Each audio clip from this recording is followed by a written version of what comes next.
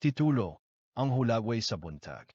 Misubang na usab ang adlaw sa Cagayan de Oro. Apan alang kang Lola Amelda, dili na sama kanyato. Milingkod siya sa iyang guba nga lingkuranan sa balkonahe. Ang iyang mga mata mitutok sa usa ka karaang hulagway nga iyang gigunitan pag-ayo. Diha sa hulagway, mipahiyom ang usa ka batan ong lalaki nga hayag ang mga mata og malipayong pahiyom. Kini si Nonoy, ang iyang bugtong apo. Kagahapon lang, sawa pa ang kusog nga bahang amigo sa ilang lugar.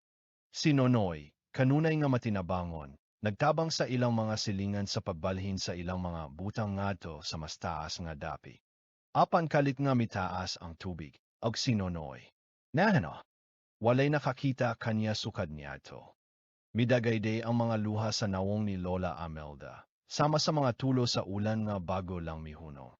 Iyang gihapuhap ang nawong sa hulagway, ang iyang mga tudlo na tabonan na sa kuno. O, Nonoy ko, hinay niyang hagawhaw nga nagkurog ang iyang tingog. Ganong niya pa ka, nganong nadala ka sa baha. Nagbadayon sa pagsidlak ang kabuntagon, apan sa kasing-kasing ni Lola Amelda, nagpabilin ang kangit-ngit.